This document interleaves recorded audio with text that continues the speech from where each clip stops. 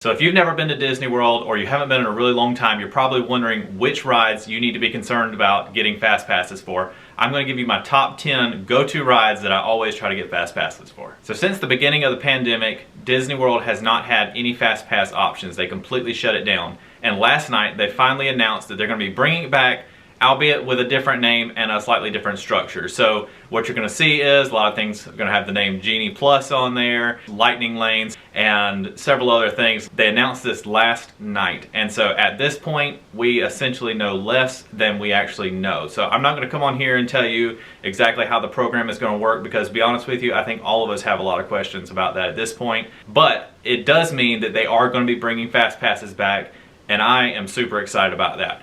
I have been waiting for some of these Fast Pass options to come back. Like I said, it will have a different name, but I'm still going to call it Fast Pass in this video just because that's what I've always called it, and that's what most of you have always called it. So here are the top 10 favorite rides for me to choose a Fast Pass for. So coming in at number 10, I put the Kilimanjaro safaris. I put this one last on the list because I like to get a Fast Pass for this ride, not because it has a long line, though it does have a long line sometimes.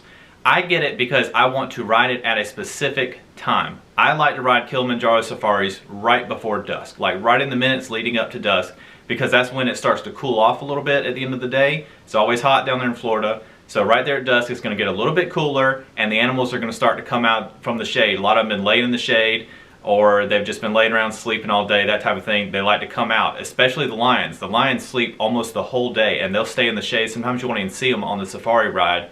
But at the end of the day, they're out and they're even growling and stuff like that. It's really cool. It's the best time of day to ride Kilimanjaro safaris is right at dusk. So for number 9, I have Frozen Ever After at Epcot. Frozen is a really cool ride, and it gets some pretty extreme wait times sometimes. However, we are usually able to ride it with somewhat of a wait time, but there are some days when that wait is just very extreme all day long. So if you're traveling with small kids especially, and you're going to be at Epcot, definitely think about getting a Fast Pass for Frozen Ever After. Number 8 is Splash Mountain. Splash Mountain is a great ride on a hot day, maybe not so much on a cold day, but on a hot day, Splash Mountain is a fantastic ride. Our whole family loves it, great way to cool off. And because of that, because most days are hot in Florida, it usually has a pretty lengthy wait. It's usually well over an hour. If we see it under an hour, maybe 45 minutes, 55 minutes, something like that, we usually hop on it. But it's usually well over an hour, and on those days you're definitely going to wish you had a Fast Pass. So if you're going on a really hot day, definitely think about a Fast Pass for Splash Mountain. For number 7, I have Peter Pan's Flight, also at Magic Kingdom.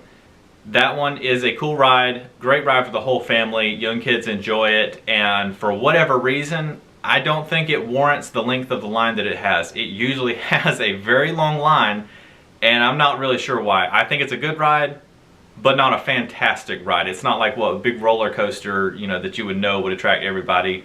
So Peter Pan's Flight usually has a long one. For that reason, we either skip it or we try to get a Fast Pass. So if you're going with young children, or this is your first time going there, it's definitely worth trying to get a Fast Pass for, because it is a cool ride to experience. At number 6, I put Millennium Falcon Smugglers Run over at Hollywood Studios. Just like any of the Star Wars stuff over there, this one has a long wait. And unlike Rise of the Resistance, which has the virtual queue, Millennium Falcon Smugglers Run does not, and it has standard lines.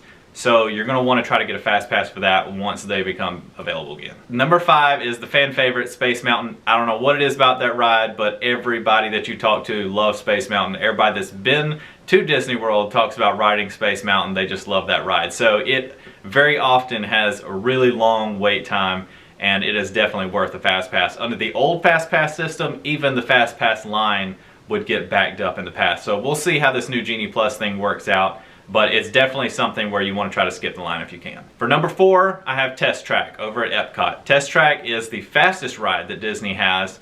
If you're not familiar with it, you essentially build a race car and they take it out and they test it on different kind of environments, and then they shoot you out onto a track and you go really fast out there on the track. It's a really exciting ride, and so a lot of people like to ride it. It does get a long wait, just like every one of them on this list, so it's definitely something you want to think about being able to skip the line for. Number 3 is Slinky Dog Dash over at Hollywood Studios. This is a really cool ride. It's a roller coaster, and it's technically, I guess maybe you would call it a kid's roller coaster. However, it is a really fun roller coaster, even for adults. There is a lot of thrills to be had on this ride, and it does get pretty long.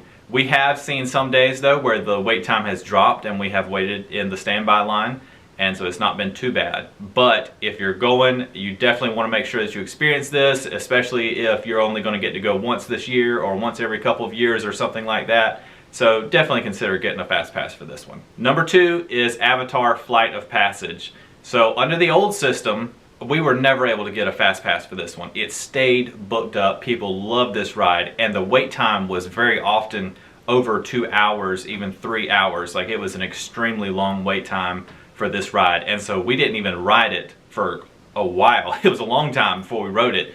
After the pandemic, after the reopening after the pandemic, we were able to go there, and we were literally able just to walk on and ride again and again. There was no wait time whatsoever. Now that a lot more people are back in the parks, it is starting to get a lot busier, and so hopefully with this new Fast Pass system, this new Genie Plus system, I'm hoping that they'll make it a lot easier to be able to ride the ride without having to wait in these extreme times. Number 1 is probably my personal favorite roller coaster at Disney World, and that is the Seven Dwarfs Mine Train. It's at Magic Kingdom. It's a really cool ride to be on. However, it does get some really long wait times. I think just because it is the coolest roller coaster there. And so a lot of people want to ride this thing. It is a really great ride. Our kids like to ride it. We like to ride it. It's a very smooth roller coaster. It doesn't beat you up like a lot of them do, but it does get pretty fast, has several drops, all that kind of stuff. It's a great roller coaster with the long lines that you would expect. So if you are going to be at Magic Kingdom, definitely consider getting a fast pass for Seven Dwarfs Mine Train. So those are the top 10 rides that I always try to skip the line for. What do you think about that list? Or is there anything else you would add to that list, or did you find most of your top rides there? You can hit me up on my DMs over on Instagram at JustinPlannedIt. I try to respond to all messages and comments over there, and I'd love to hear your feedback. Be sure to check back, subscribe to the channel, because as Genie Plus comes out and we do learn some more, I will be doing another video or possibly multiple videos depending on what kind of information comes out about it, and to educate everybody on how the system works, because it is going to be a completely new system for everyone. So be sure to check back for those updates. Hope you enjoyed this video, and we'll see you later.